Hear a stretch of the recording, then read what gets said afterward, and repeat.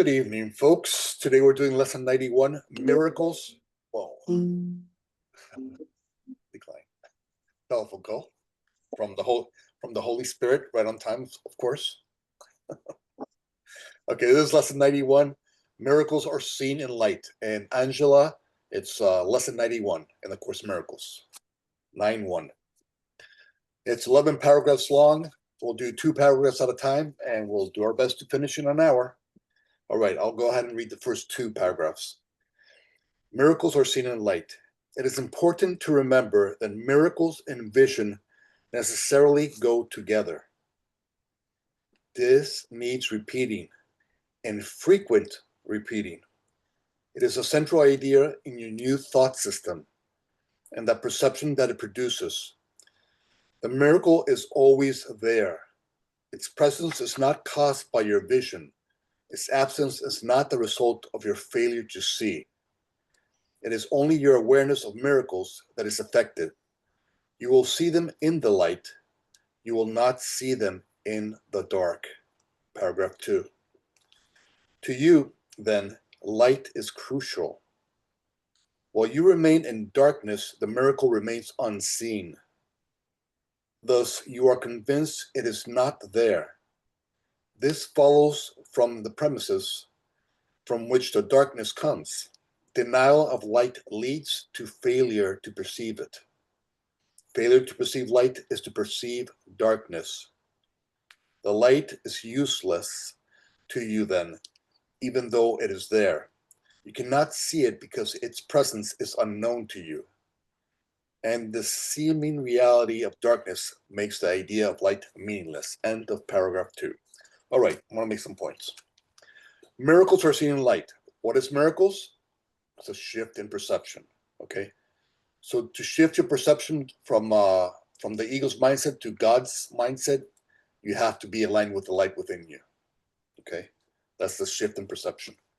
Okay, paragraph 1, sentence 1. It is important to remember that miracles, aka the shift in perception, and vision is seen through the eyes of Christ, seen through love's eyes, okay? Necessarily go together. So to experience the miracle, to experience that shift in perception, you need to see through God's eyes, through love's eyes. Let's see. Okay, paragraph 1, sentence 3. It is central idea in your new thought system that the perception it produces. The miracle is always there. Okay, so in any situation, the miracle, aka the shift in perception, is always available to you. It's just one choice, one simple choice away. But no matter the drama, it is there available to you. Okay, let's see. Paragraph 1, sentence 7. You will see them in light. You will not see them in darkness. Okay, so you can see the miracle. You can experience the miracle of shift in perception only when you view the world as God sees it, through love's lens. If you're viewing the world through the ego's lens, through its judgment-centric, fear-based lens, you're not going to be able to shift into a miracle mindset. Because you're going to be seeing the darkness, and you're going to, if you're seeing the world through the ego's lens, you're going to see the darkness and think it's normal and right. Okay? But if you're in the darkness and you choose to put the ego's lens aside and put it on God's lens, then you're going to see that there's another way to look at the situation. Paragraph 2, sentence 2. While you remain in darkness, the miracle remains unseen. Okay, while you remain aligned with the ego's mindset, aka darkness, the miracle, the shift in perception, remains not possible. Paragraph 2, sentence 5. Denial of light leads to failure to perceive it. Okay, when you choose not to see through God's eyes again, you will not see the miracle. And so light, vision, they go together. Vision is seeing the world through the lens of God, love. Light is God. And paragraph 2, sentence 7. The light is useless to you because then even though it is there. Okay, so the light is useless to you because you cannot see. When you're perceiving your experience through the ego's lens, you cannot see the light in it.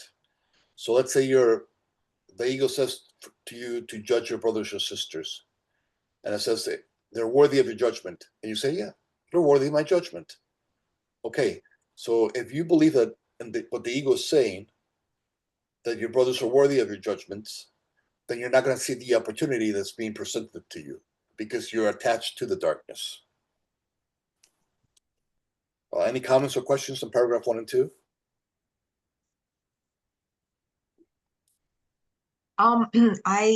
This was amazing that this is the lesson today, because I just experienced myself some miracles, like answered prayers. I've been praying and praying, and one answered prayer came after another. So when I saw this, it really resonated, because I felt I, was gradually shifting to seeing more and more of the light, like seeing the light and feeling lightness in my body as well.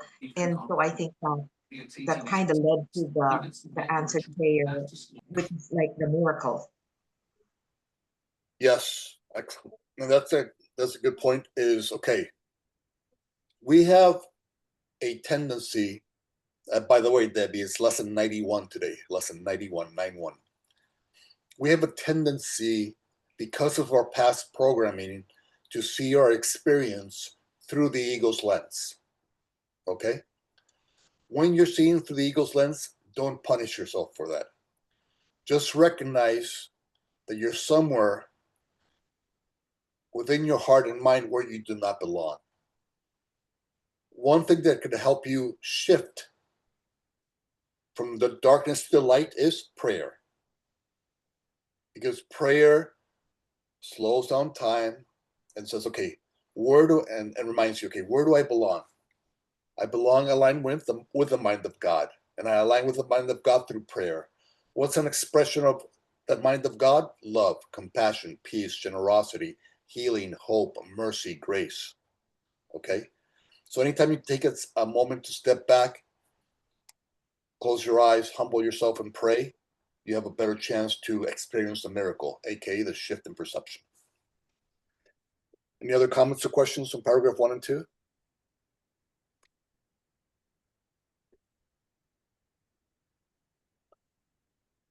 If it's confusing, it's okay. We'll play around with these ideas and we'll get to a place of clarity. Okay. No more comments or questions on paragraph 1 and 2? Would somebody like to read paragraph 3 and 4? I'll read it. Okay. To be told that what you do not see is there sounds like insanity. It is very difficult to become convinced that it is insanity not to see what is there, and to see what is not there instead. You do not doubt that the body's eyes can see. You do not doubt the images they show you are reality. Your faith lies in the darkness, not the light. How can this be reversed? For you, it is impossible, but you are not alone in this. Your efforts, however little they may be, have strong support. Did, did you but realize how great this strength, your doubts would vanish. Today we will devote ourselves to the attempt to let you feel this strength. When you have felt the strength in you which makes all miracles within your easy reach, you will not doubt. The miracles your sense of weakness hides will leap into awareness as you feel the strength in you. Thank you. All right. Let's decipher this. Okay. Paragraph 3, sentence 1. To be told that what you do not see is there sounds like insanity. It is very difficult to become convinced that it is insanity not to see what is there and to see what is not there instead. Okay. Okay, to be told, okay, you have an experience in the moment, right? But usually, because of your past programming, you're only seeing the past. You're only defining the present moment through the past. Okay, but when you define the present moment through the past, you're not seeing what's truly there. You're only seeing the past. Okay? So this is what it's saying here. To be told that what you do not see is there sounds like insanity. And so what is to be told that what you do not see is the miracle that's available to you. It is very difficult to become convinced that it is insanity not to see what is there and to see, okay, so in the moment, there is, aka the present moment or the holy instant, okay, that's the only thing that's true, okay. If you view the present moment through God's lens, if you're aligned with the mind of God and seeing it through love's lens, then you're going to experience the present moment as God is creating it for you, okay. That's when you're truly there, but most of us are not truly there. Most of us define what's happening now through our past programming. And that's why we don't really experience what's truly going on. Okay. And so it's telling you, here's telling you what's going on. It's not what you think is truly going on. There's something else going on. Okay. So if you feel confused in the present moment, don't think you're insane. There's something else behind the veil. Okay. Paragraph 3, sentence 3. You do not doubt that the body's eyes can see. Okay. Okay. So you do not doubt that what your eyes see, aka what your past sees through your eyes, it's real. It says, okay, my brother reacted in X manner, and in my past, I judged when my brothers acted in an X manner. Therefore, because I'm seeing through my eyes, I'm going to judge them now because they're doing X. They're doing X. And my past programming says that when they do X, you have to judge. Okay? So that's my past programming defining the present moment, not the present moment expressing itself. You allowing the present moment to express itself. And so you do not doubt that the body's eyes can see. Sentence 4 of paragraph 3. You do not doubt the images that are shown images they show you are reality. Okay. And so when the ego tries to convince you, you can judge your brother, you can hate your brother, you can be frustrated at your brother. You're going to think that because you don't see the ego is convincing you that to judge is normal, to hate is normal, to be frustrated is normal. The ego has taught you that, right? But that is not normal. That's not your true behavior. That's not what you're truly here for. Okay? You're here to be the light of the world in each moment and each situation. So whenever the ego is speaking to you and it's telling you that what you're seeing is real, if you're defining your experience through the ego, that's not real. Okay? That's a fairy tale. You can only see what's truly real in the present moment when you use love's lens, God's eyes. Paragraph 4, sentence 1. Your efforts, however little they may be, have a strong support. Okay. Your efforts, however little they may be, have strong support. Did you but realize, sentence 2, did you but realize how great the strength is, your doubts would vanish. Sentence 3, today we will devote ourselves to the attempt to let you feel the strength. Okay. Let's see. And so the more you get to practice choosing, let's say, forgiveness over judgment, the easier and more normal it becomes for you. The easier, more normal that behavior becomes to you, and the stronger you feel about that expression.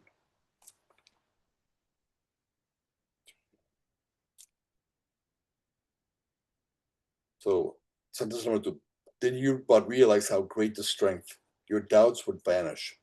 Okay, so that's the more you consciously react with love to any situation, the stronger that behavior becomes because you reinforce it.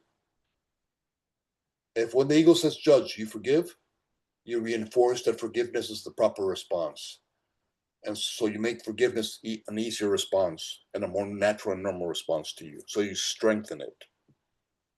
Any comments or questions on paragraph 3 and 4?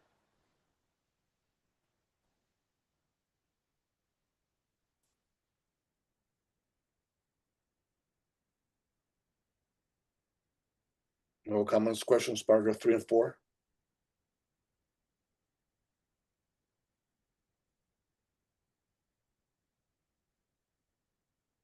Okay. Would somebody like to read paragraph 5 and 6? Luna, it's lesson 91. Lesson 91, 9-1. Paragraph 5 and 6. Would somebody like to read 5 and 6? Okay, I'll do it. Thank you. Mike. 3 times today, set aside about 10 minutes for a quiet time in which you try to leave your weakness behind. This is accomplished very simply as you instruct yourself that you are not a body. Faith goes to what you want, and you instruct your mind accordingly. You will remain your teacher. Your will remains your teacher, and your will has all the strength to do what it desires. You can escape the body if you choose. You can experience strength in you. Begin the longer practice periods with this statement of true cause and effect relationships. Miracles are seen in light. The body's eyes do not perceive the light. But I am not a body. What am I? The question with which this statement ends is needed for our exercises today. What you think you are is a belief to be undone, but what you really are must be revealed to you. The belief you are a body calls for correction, being a mistake.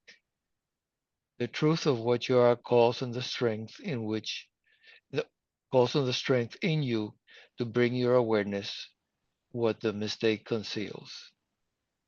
Thank you. All right. Paragraph 5, sentence 2. This is accomplished very simply as you instruct yourself that you're not a body. Okay. We have to focus. There's 2 ways to focus on your brothers or sisters. Okay. Let's keep it simple. 2 ways. Here it says, instruct yourself that you're not a body. Okay. If you view your brother or sister as a body, then whatever it is they think, say, or do, you define them as what they think, say, or do. Okay? That's the ego. The ego defines your brother or sister as separate from you, and it says whatever it is that you think, say, or do, that's who they are. That's one way. That's the ego's way. There's another way to look at your brother or sister, and that is to remind yourself they're not a body. One of the lessons in the Course of Miracles is, I am not a body, I am free, for I am still as God created me. Okay? And so the other way to look at your brother and sister is that you and him or her are one. Okay? And the only way to strengthen and reinforce your oneness is to see them as who they truly are, which is love. Okay? They are who God created them to be and nobody else. And so no matter what they think, say, or do, that's not them. Love is them. That's who they are. And the more you see only the love in them as true, because we're all one, the more you reinforce the love in you as true. And that only the love in you is true. The more you see them as the ego's lies of that there's something other than who God created, the more you reinforce that you are not one with Source. Okay? So there's 2 ways to see your brothers and sisters. One is through the ego's lens, and one is through God's lens, love's lens. One separates you and defines your brothers and sisters as what they think, say, and do. And one reminds you that they are only love. And because they are only love and we're all one, you are only love. Okay? All right. Let's see. So in second part of sentence 2, instruct yourself that you're not a body. Faith goes to what you want. Okay. So the more time, focus, and energy, remember, there's 2 ways to see your brother or sister. And then sentence number 3 of paragraph 5, faith goes to what you want. Okay? If your time, focus, and energy goes to viewing your brothers and sisters through the ego's lens, that's what's going to be strengthened inside of you. That lie is going to be strengthened inside of you. If your time, focus, and energy goes to making the conscious decision to see your brothers, God created them, that's what is reinforced within you. Faith goes to what you want. Okay? And so if you're seeing that, that means unconsciously you're wanting that.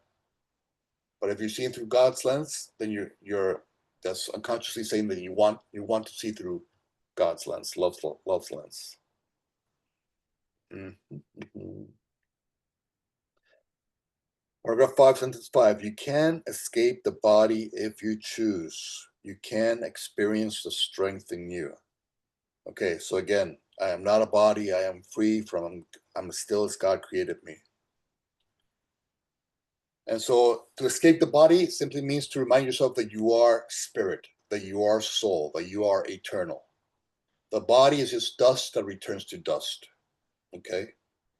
The body is a symbol of the ego. Dust, temporal, that returns to dust. The spirit is a symbol of source, the eternal. Okay? So you know how sometimes in the Bible it says you can choose the flesh, the world, or the spirit? The flesh or the spirit? That's what you do. You can either support the world or support love. The more you support the world, the more you become part of that world. The more you support your spirit, your eternal self, and the eternal self and everybody else, the more you let go of the body and align with love, with source. Okay, paragraph 6. Okay, begin the longer practice periods with this statement of true cause and effect relationships. Then it says, sentence 2, 3, and 4. Miracles are seen in light. Okay, miracles, the shift in perception, are seen in light through love's eyes and lens. The body's eyes do not perceive the light. The body's eyes, meaning when you're viewing the world through the ego's lens, through your past programmings, then you cannot perceive the light. Sentence number 4. But I am not a body. Okay, you are not what you think, say, or do. You are God's loving creation. I am not a body. So what am I? Your love's creation. Paragraph 6, sentence 7. What you think you are is a belief to be undone. But what you really are must be revealed to you. And so the idea is to let go of all your judgment-centric, fear-based programming. And in doing so, you undo what you have done. Because anytime you're reacting through the ego's lens, you're simply strengthening that belief system. Okay? So you have to undo your belief system that you have done. Okay? So you have what you think you are is a belief to be undone. So what the ego taught you you are, you can undo. So no matter how much you're attached to judgment, to anger, to resentment, to frustration, to guilt, to shame, all of that, all of those things are just beliefs that you've been taught as true and you reinforce as true. Pardon me. And so because you did it, you can undo it.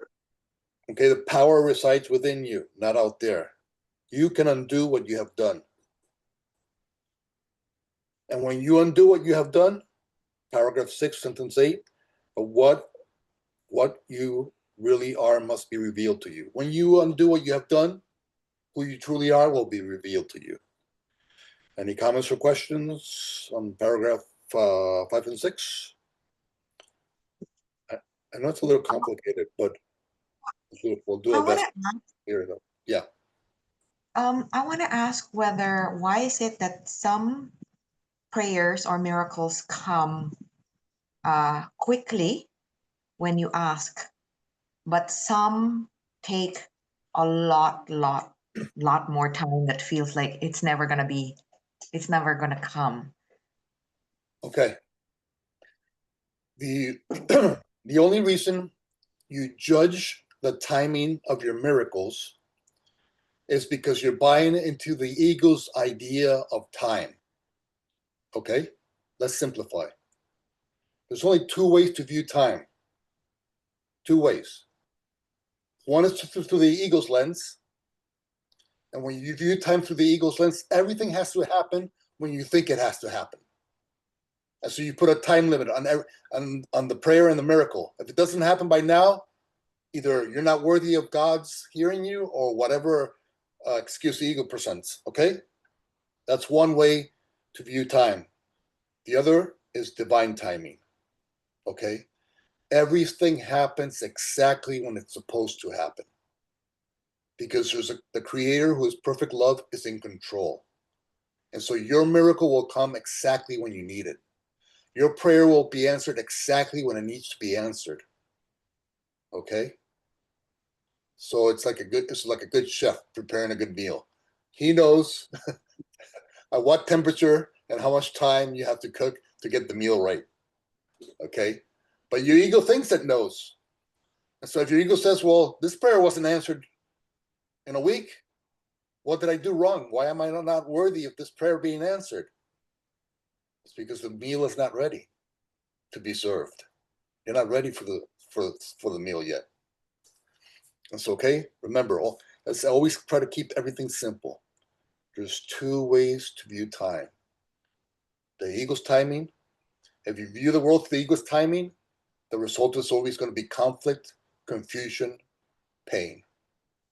If you view the world through God's lens, through divine timing, the result is always going to be peace, joy, and appreciation. Okay? So whenever you pray as you will, and then put it in God's hands. And God will deliver it to you at the best time for you. Laura, you have your hand up? Yeah, so what happens when you pray for something and you don't get it? Well, so that doesn't compute, right? Because he doesn't always give you everything that you pray for. He doesn't always give you everything that you want, but he always gives you everything that you need. And so I don't get that. But anyway, okay, let's imagine you're a child, right? And you walk into a kitchen. You're a young child, and you walk into a kitchen, and you see this big, beautiful, shiny knife. Okay, big, beautiful, shiny knife, and you want to play with it because it looks so interesting. And your mom, and then you start going towards it, and you're gonna grab it, and your mom slaps your hand and said, "No, you don't play with knives." See, you wanted the knife, but God knew that this wasn't the proper time for you to have it. Okay, so that's kind of like what we do when we pray. We think we want something. Okay, and our ego will say, "Yes, we want this." But if this thing that the ego says that we want is not truly what's in our best interest, God will not deliver it to us. God will keep us safe from it. Okay? And so when your quote unquote prayer is not being answered, that is the answer. That's God saying, not right now. Okay, so this situation I had with my sister, why couldn't that have been granted? That wasn't some kind of thing that was harmful to anybody. So that was a prayer that was in my heart for many years, like some other prayers that have been in my heart that are not harmful to anybody, and they just weren't answered. Yes, a lot of times all we have to do is look at our past and see how things in the end worked out or have worked out. Sometimes How did it work out? How did it work out? when she died? How did that work out? Well, sometimes the answer does not come, cannot come. I cannot answer that in a sense of giving you the response that you might want.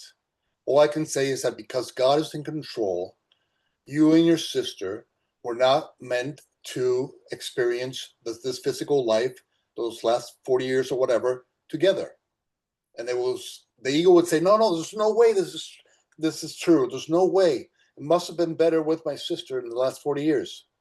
But for whatever reason, not being with your sister is going to help you in some way, shape, or form grow, heal, and develop.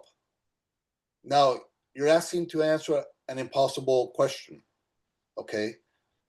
The answer is only, I have to trust God.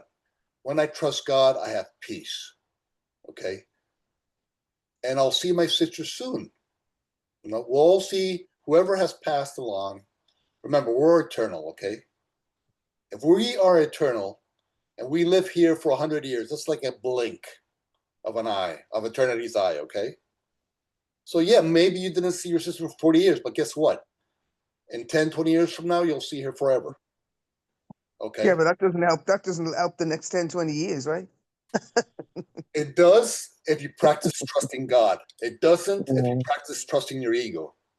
Your ego is always going to condemn you for not seeing your sister in the last 40 years. Condemn you, condemn God, condemn her. That's the ego's game, because the ego doesn't want you at peace along with God.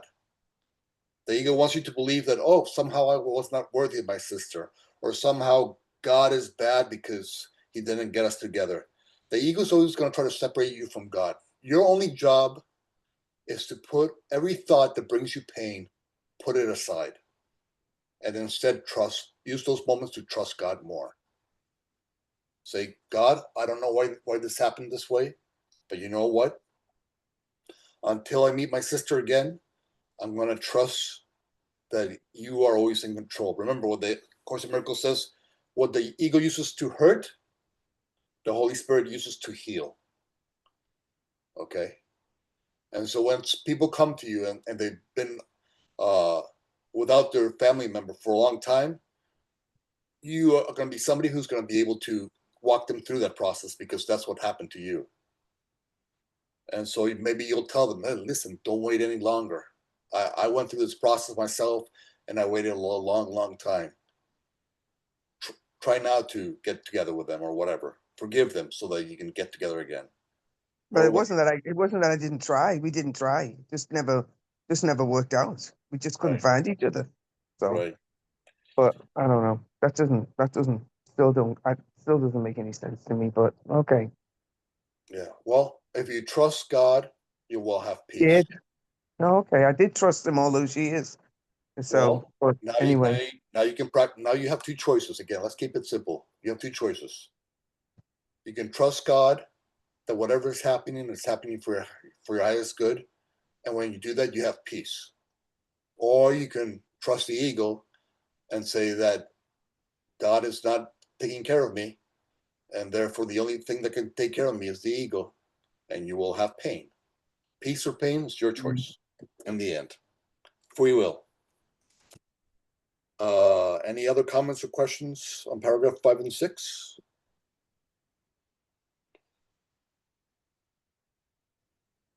Sometimes the lessons are a little bit convoluted, but if we get the certain points from the lesson that we can implement, then that's useful.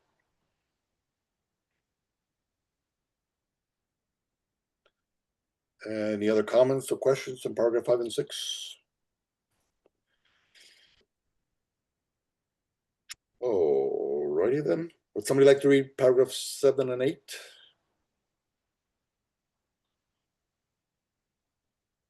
I'll read it. Thank you.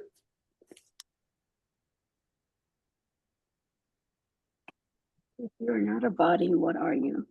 You need to be aware of what the Holy Spirit uses to replace the image of a body in your mind. You need to feel something to put your faith in as you lift it from the body. You need a real experience of something else, something more solid and more sure, more worthy of your faith and really there. If you're not a body, what are you? Ask this in honesty, and then devote several minutes to allowing your mistaken thoughts about your attributes to be corrected and their opposites to take their place. Say, for example, I am not weak but strong. I am not helpless but all powerful. I am not limited but unlimited. I am not doubtful but certain. I am not an illusion but a reality. I cannot see in darkness but in light. Thank you. All right, let's see. Paragraph 7, sentence 1. If you are not a body, what are you? Okay, so replace the temporal with the eternal. If you're not a body, what are you? You're spirit. You're the soul. You're the love of God. Okay, so you want to replace your temporal idea of who you are with the eternal. You're not the dust that returns to dust. You're the eternal love of God. That's who you truly are. Paragraph 7, sentence 2. You need to be aware of what the Holy Spirit uses to replace the image of the body in your mind. Okay, so simply the Holy Spirit uses the soul to replace the idea of the image of the body, because the body seems to separate you from your brother. And so what unites you is the love that God is, and that you both are. Let's see. Paragraph 7, sentence 4. You need a real experience of something else, something more solid and more sure, more worthy of your faith, and really there. Okay, so ask yourself if your way of thinking is leading you to peace and joy. You need a real experience of something else, something more solid, more sure, more worthy of your faith, that is really there. Okay, so is the way you're thinking about the world, ask yourself, is that leading me to peace and joy? And if it's not, then stop supporting that way of thinking. Paragraph 8. I'm not weak but strong. I am not. Okay, so when it talks here, I'm not weak but strong, not helpless but powerful, etc. Is you have to remind yourself, I'm not my past programmings, my judgment-centric, fear-based past programs. I am not that. Okay? I am who God created me to be. And to reinforce that, you have to think that way about everybody else, okay? So when you're saying to yourself, I'm not weak but strong, I'm not helpless but powerful, I'm not limited but unlimited, okay, you're reinforcing that truth inside of yourself. But guess what? We're all one, right? So if you do not think of others in this same way, then you're reinforcing a lie as true. Okay? So you have to make a conscious decision, no matter what your ego says, to see everybody as strong, powerful, unlimited, certain, okay? And an expression of light. And so the more you see them as God created them to be, not as the ego says that they are, weak, helpless, limited, doubtful, and dark, okay? There's two ways to view your brothers. One will strengthen who you are not, and one will strengthen who you truly are. And so when you're doing this exercise and saying, I am not weak, but strong, you could also say, my brother and sister are not weak, but strong. I'm now only going to see the truth of them as true, not what they think, say, or do. Okay. Questions or comments on paragraph 7 and 8?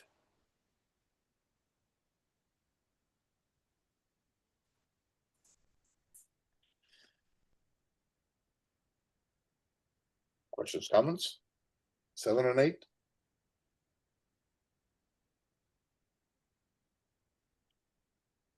No? All right. Guess we have a bunch of geniuses in today's class. A bunch of enlightened geniuses in today's class. Hey, James, I have a question. Yeah. Okay, so this I am not weak but strong, I am not helpless but powerful, I'm not limited but unlimited.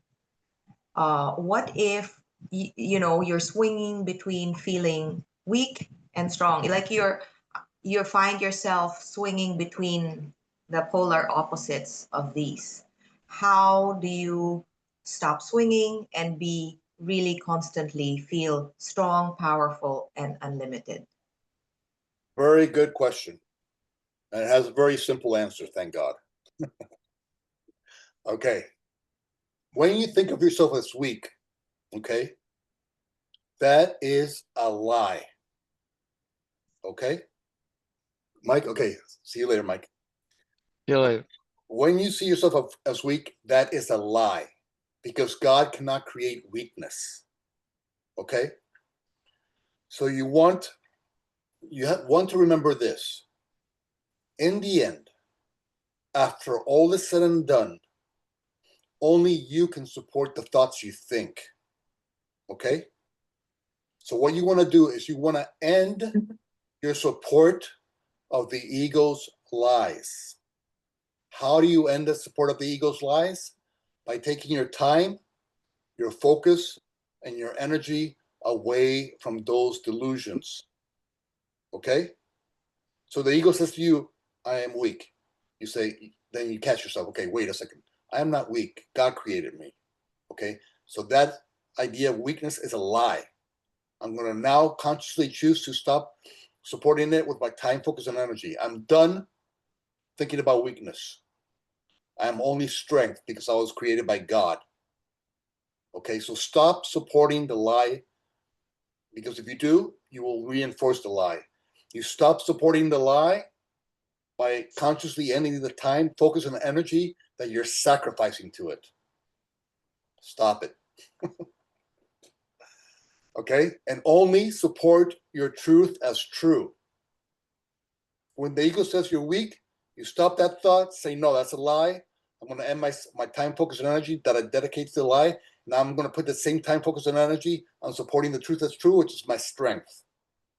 So I'm now only going to see and visualize myself as strong. And I'm going to support this idea of strength because God is strength and I am God's child in creation. I have to be strength. Okay? And I cannot be an opposite to what God is. God is strength. What's the opposite of strength? It's not weakness. The opposite of strength is nothing. Okay? So weakness is just a fabrication of the ego. It's a fairy tale of the ego. Because everything the ego tells you is a lie. It's not real. It's not true. It's not worth your time. It's not worth your focus. It's not worth your energy. It's worth you closing the book on it. That's it. Okay? So it's very simple. Stop supporting thoughts that don't support you.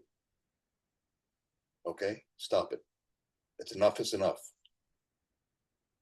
Let us stop supporting thoughts that don't support us, that don't support the idea that we're strong, powerful, unlimited, and pure light.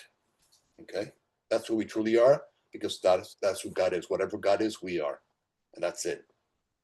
Okay? Whatever the ego says is a lie. And the ego can tell you 100 lies. They're all not real. They're all not true. Okay? So they don't have any strength unless you support them with your time, focus, and energy. Stop supporting them. Okay? It's pretty simple in that sense. Was that explained correctly? Or in a way that you Yeah. understand? Yes. Okay. Yes, that was a very important question. Stop supporting the lies as true, people. Stop sacrificing your time to delusions, to fairy tales, to fantasies, and only support the truth in you as true. Okay? You are only what God is. Whatever God is, you are. Okay? Because you are his child in creation, forever worthy of all his treasures. But all you have to do is, through free will, accept your truth as true. All right. Any other comments or questions on paragraph 7 and 8?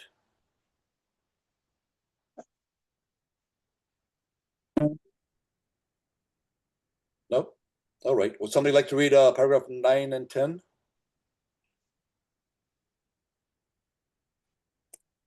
I'll read. Thank you. In the second phase of the exercise period, try to experience these truths about yourself. Concentrate particularly on the experience of strength. Remember that all sense of weakness is associated with belief that you are a body, a belief that is mistaken and deserves no faith. Try to remove your faith from it, if only for a moment.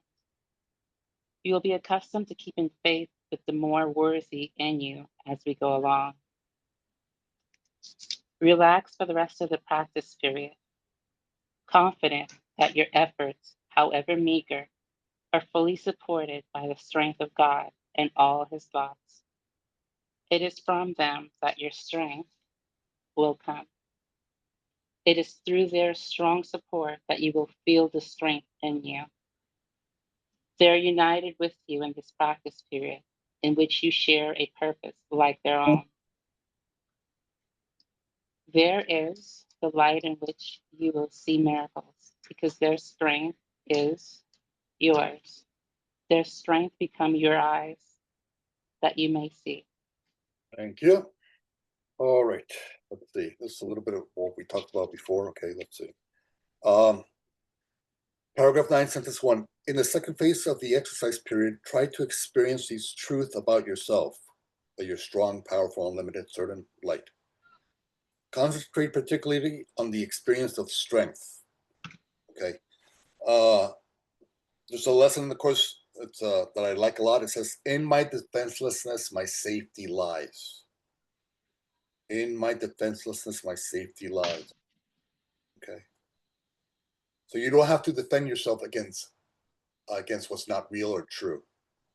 So if you know that only the truth in you is true, if others try to tell you that the untruth about you is true, you know that what they're saying is untrue. So you don't have to defend yourself against what's untrue, because what's untrue is nothing. So when you know that, when your safety lies in your defenselessness, is because you know that only the truth in you is true and the lies are not true. So you don't have to defend yourself against lies, and you definitely don't have to defend yourself against God's love, God's loving light. And this 3, remember that all senses of weakness is associated with the belief you are a body, a belief that is mistaken and deserves no faith. Again, anything that the ego tries to tell you about yourself is not real or true, and it deserves no faith, no time, no focus or energy. Okay. You're not a body. You're free. You're still God created thee. And it says here, try to remove your faith from it. Okay. Try to remove your faith from it, aka your time, your focus, and your energy from the false ideas of who you are. You are not weak. You are not helpless. You are not limited. You are not. You do not doubt. You're not darkness. Remove your time, focus, and energy from those delusions.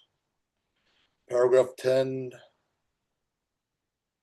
Relax for the rest of the practice period, confident that your efforts, however meager, are fully supported by the strength of God and all his thoughts. Okay.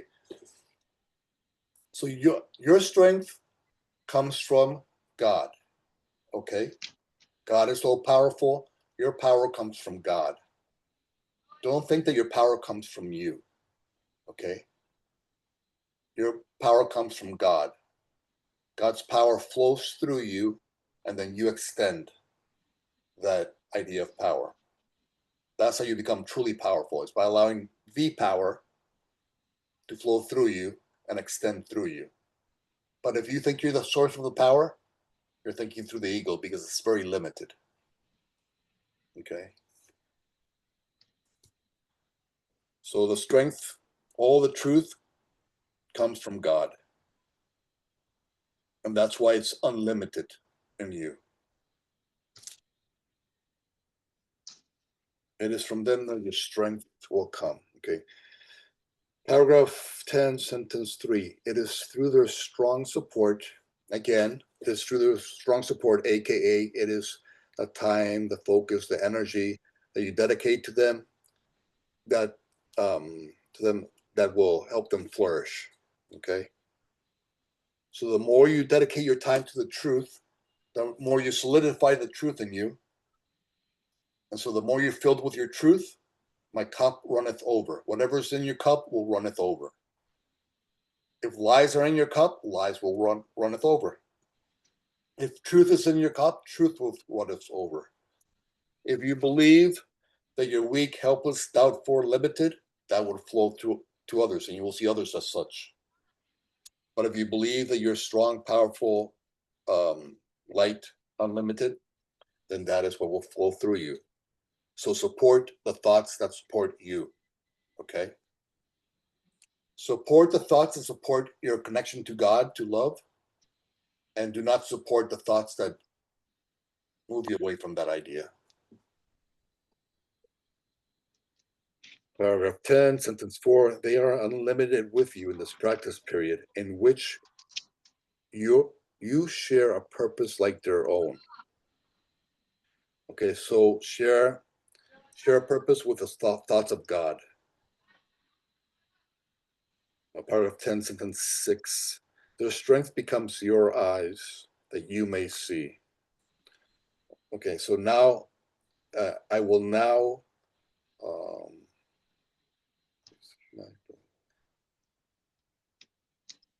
okay, so their strength becomes your eyes that you may see. So now I'm going to choose to see my brothers and sisters only as God sees them. Okay. So now, from now on, especially in this exercise, you're going to say to God, God, I want to see my brothers and sisters only how you see them. Okay. You always have two choices: to see through God's eyes. So ask God, God, how can I see my brother and sister like you see them? Let me see my brother and sister only as you see them, not how I've been programmed to see them in my past. When you're offering them your mercy, your grace, your compassion, your kindness, your love, your generosity, you're seeing them as God sees them. When you're judging them, hateful, resentful, jealous, fearful, you're seeing them as the ego sees them. Any comments or questions on paragraph 9 and 10?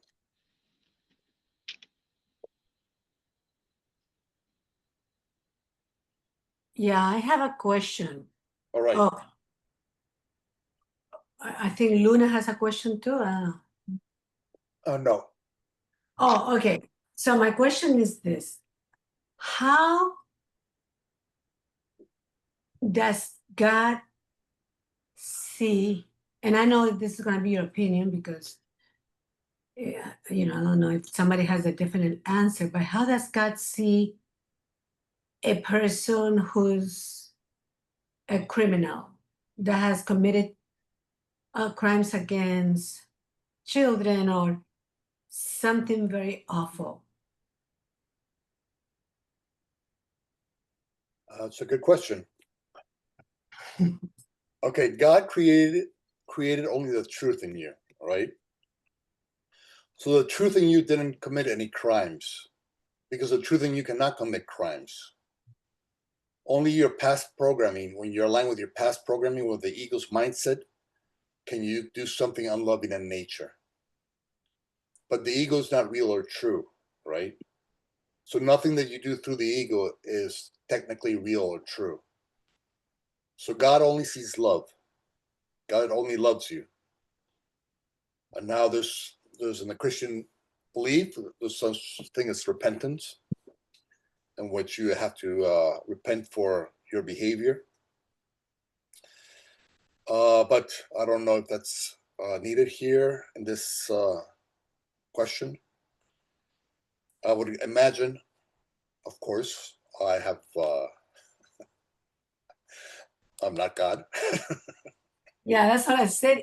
I know it's not. It's God, and I mean it really, because you say we should see, everybody as God see them. So that way you're not judgmental, and that way you can always perceive the good in them. But I mean, I personally don't think that God sees somebody who has come over and over and over against love. And even in the Bible says it, when he talks about, the evil that men do, and then it says there, that God has abandoned them to the spirit of perversion.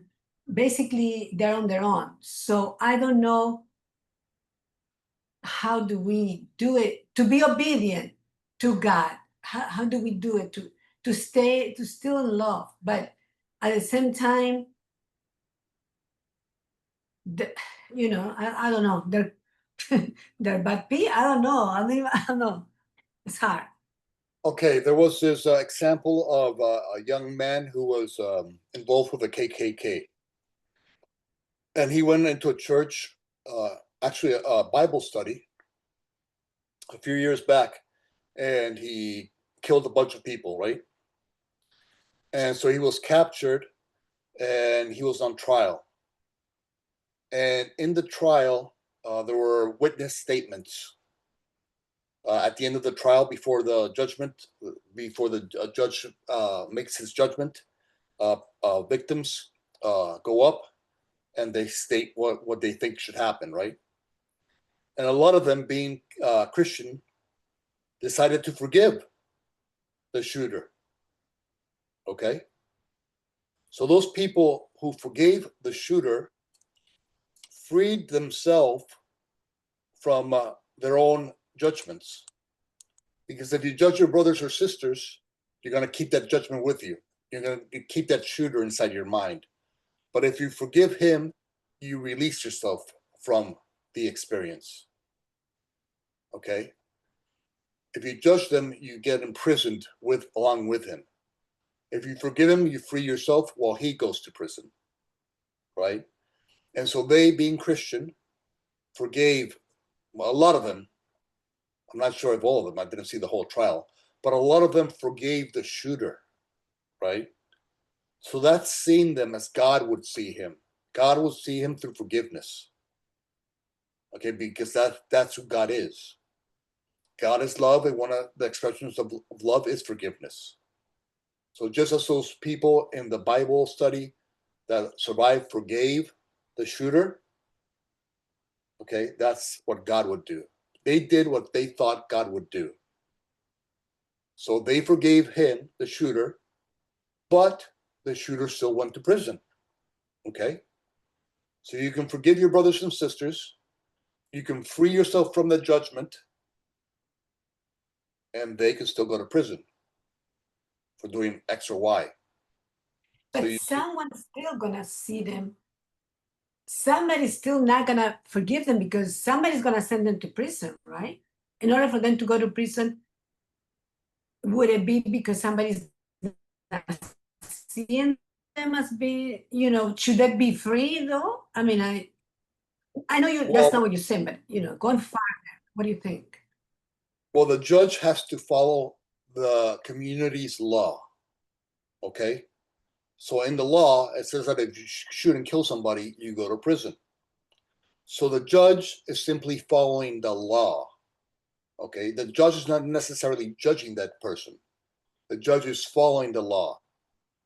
If the judge follows the law, that brings peace to the judge. So the judge is not going to be feeling bad about sending this guy to prison because that is the law and he's there to follow the law. So when he follows the law, when he does what he's supposed to do, he has peace. When the victims forgive, they have peace. So you see, the laws can be followed and you can still have peace. So your job as a light is to try to be as God is, and therefore you forgive the individual. But yes, the law says he's got to go to jail, so he goes to jail.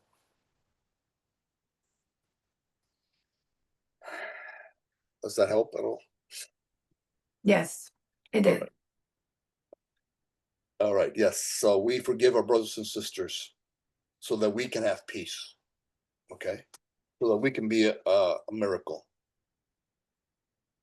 so that we can be a light in the world. Okay, I'll go and finish up number 11, paragraph 11. 5 or 6 times an hour at a reasonable regular intervals, remind yourself that miracles are seen in light. Also, be sure to meet temptation with today's idea.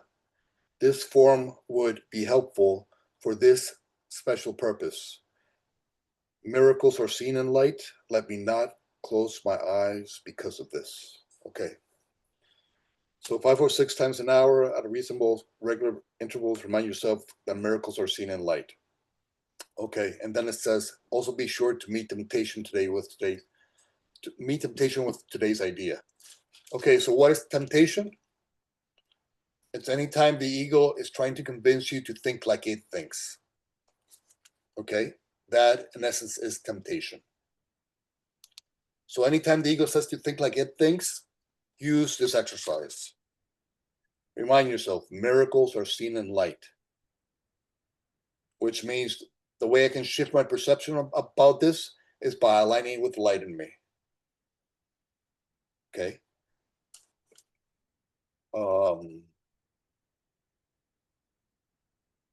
Yes. Any other comments or questions on paragraph 11?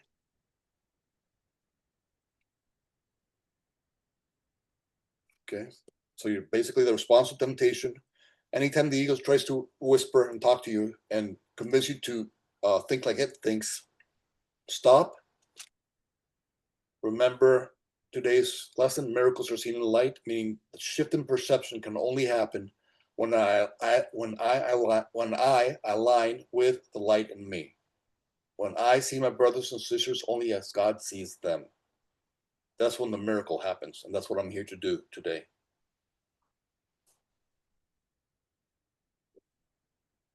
Any final comments or questions for today's exercise?